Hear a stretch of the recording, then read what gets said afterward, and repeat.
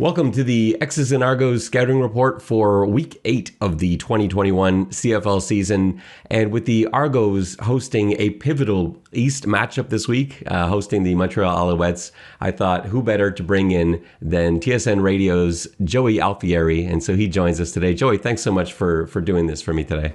Oh, no worries. Thanks for having me. So, first of all, do you have David Cote in your fantasy football lineup for this week?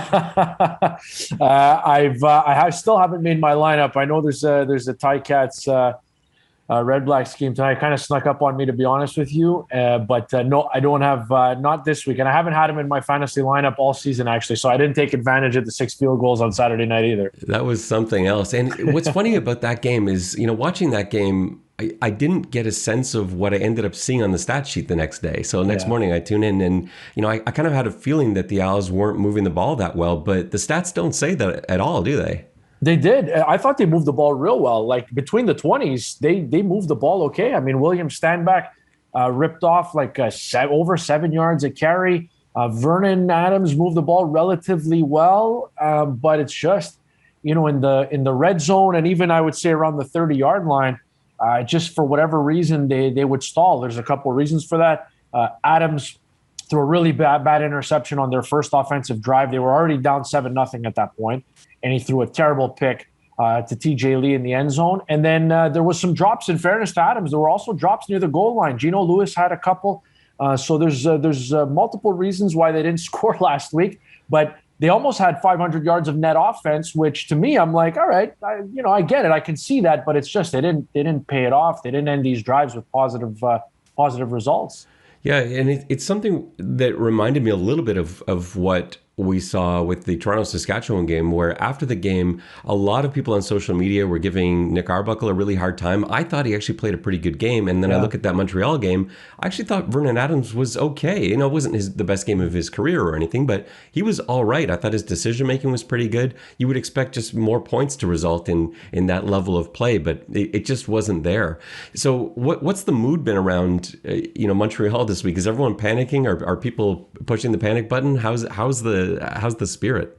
I don't think people are panicking just yet, but I think it's starting to get frustrating because you have to keep in mind the Owls have been mediocre for quite a while now. They had that great stretch run in 2014 when Jonathan Crompton took over at quarterback and they went on this run and they lost in the East Final.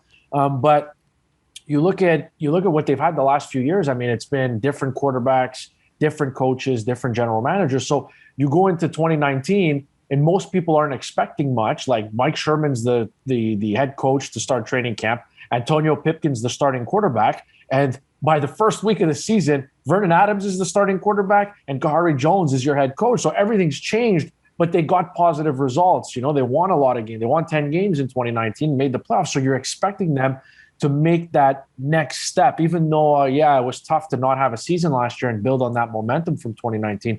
So I don't think people are pushing the panic button. I think there's a little bit of frustration because they've been waiting for a while to see a good team. You finally thought that you had that, and now, it looks like you're kind of middle of the pack again. It looks like, and speaking of Kahari Jones, he's back with the team, I gather, this week. Mm-hmm. And Mario Alfred is out, which I think is maybe a bigger deal than a lot of people realize.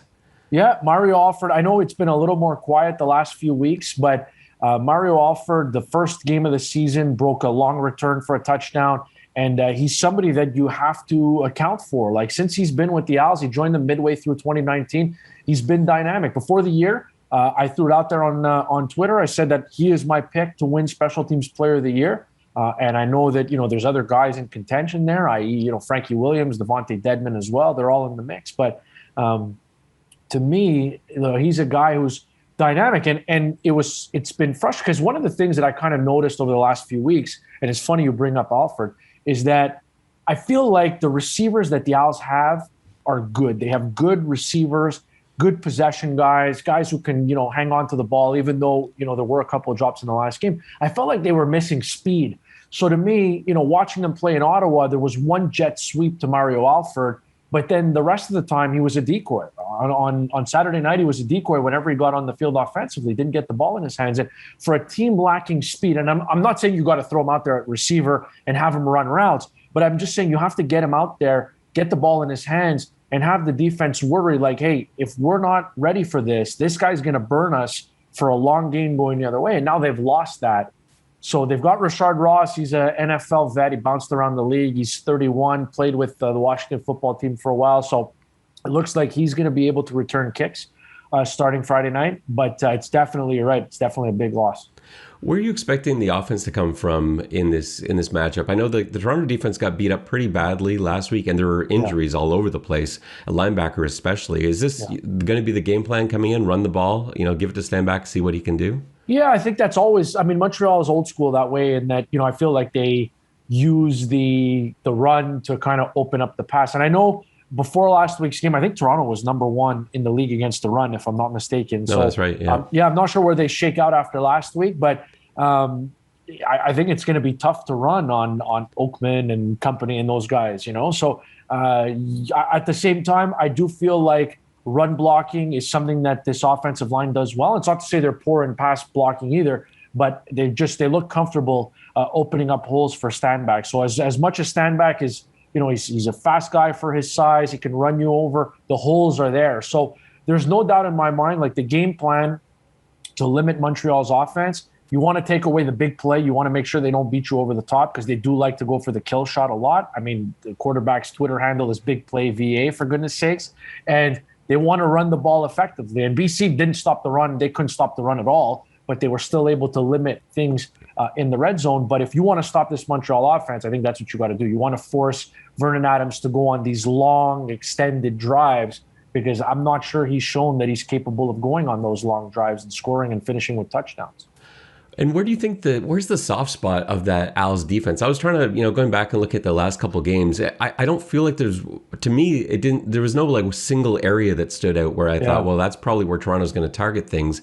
How do you beat the Als? Where do you score points? Yeah, look, honestly, I think they're a solid defense. I really think they are. I know there's a couple of games here and there where they've kind of given up points and stuff, but I feel like a lot of those times it's the offense that's kind of let them down in that sense. Like even the BC got some late points there, and they were points off turnovers as well late in that game. But Montreal held them to under 30. They were under 20 for a while, and so to me, I don't know that there's one area where you can exploit this team. I thought if you look at what happened in 2019, their biggest need was pass rush help. They were last in the league in sacks, and Trevor Harris picked them apart in the East semifinal in 2019 at home.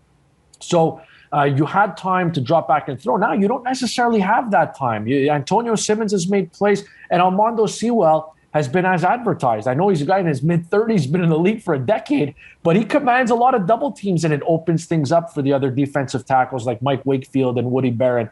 And the only guy I would say needs to kind of step up a little bit is Nick Usher. He's a guy that was one of the big free agent acquisitions that they've brought in. He was a guy who was in the NFL for a little bit, had some good seasons out in Edmonton. He's in his mid-20s. He's a young guy still, but he just, forget the sack total. He hasn't brought that pressure off the edge consistently enough. So I don't know that there's one specific way to beat this Als defense.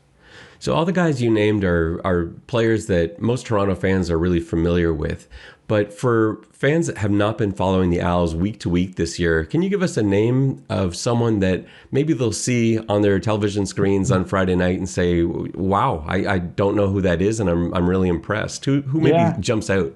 Yeah, I think you have to look at the middle linebacker, Ahmad Thomas. He missed a game, but he's come in, and I feel like he's done a real good job. He's adjusting to the Canadian game. He's a rookie. He's a guy who played strong safety at University of Oklahoma. So they brought him in to replace Enoch Mwamba. They've swapped the ratio there. So they're using an American middle linebacker since Enoch Mwamba left for Toronto. So I think that's a guy that you probably want to keep an eye out on for sure. And offensively, it's the similar cast of characters. Like, I know it's his second year. He had a good year in 2019, but I think Jake Wienecke's a star in this league. And if you're not really paying attention to Jake Wienecke, then that's on you, because he's not going to beat you with speed, but he's a big dude, good possession receiver. He's got good hands. And when they get into the red zone, I'd make sure that you keep an eye on number 9, because when they're having success there, and I don't even think they went to him in the end zone at all in the last game against BC. They used him more in the middle of the field. But when they need a score, they go to the sure hands of Jake Winnick. He's having a very good second season so far. Yeah, he's always open, and it's one of those things where I don't quite know how he's always open. Like you look at his measurables, and he's just such an unassuming looking guy, and somehow he's just wide open. He's a great route runner. He's got really good instincts for where to stop in the void, and I think Vernon Adams is learning to look his direction. Maybe missed him last week, but I think Argos fans are a little nervous this week because how many weeks in a row are you going to hold Vernon Adams out of the end zone? That's one is a lot. So we'll see if it can happen this week too. Last question before we go into a prediction. I know Enoch Muamba is really hoping to play this week. I don't think it's going to happen. We haven't heard an official word yet. His hamstring's not in good shape right now. We'll see. But what's the sentiment around Montreal regarding him? Because he's having another terrific season for the Argos.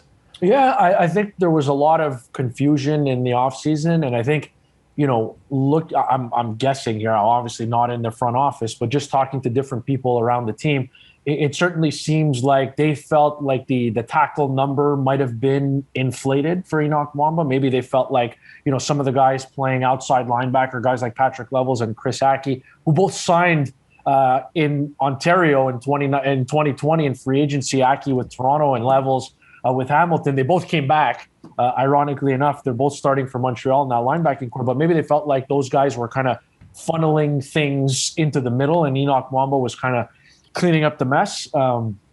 But I think Muamba wanted to stay, and I think it was really an Al's decision to go in a different direction and maybe go a little bit cheaper at middle linebacker. I honestly have nothing bad to say about Enoch. Just getting to know the guy over the last couple of years and seeing how involved he is in the community and how productive he was on the field. I mean, for goodness sake, he's the outstanding Canadian in the league in 2019. So he's a guy that I think Alouettes fans, they missed the personality, they missed the player on the field. But I think in terms of the job that the replacement, Ahmad Thomas, even Trey Watson has done as a young American linebacker, I don't think they've necessarily missed him as much on the field. That's not to say that he wouldn't be able to do a great job had he stayed in Montreal. It's just that, they went younger, they went cheaper, and they figured that they'd allocate more money on the defense to the front four, and they've been able to get after the quarterback with a little bit more regularity.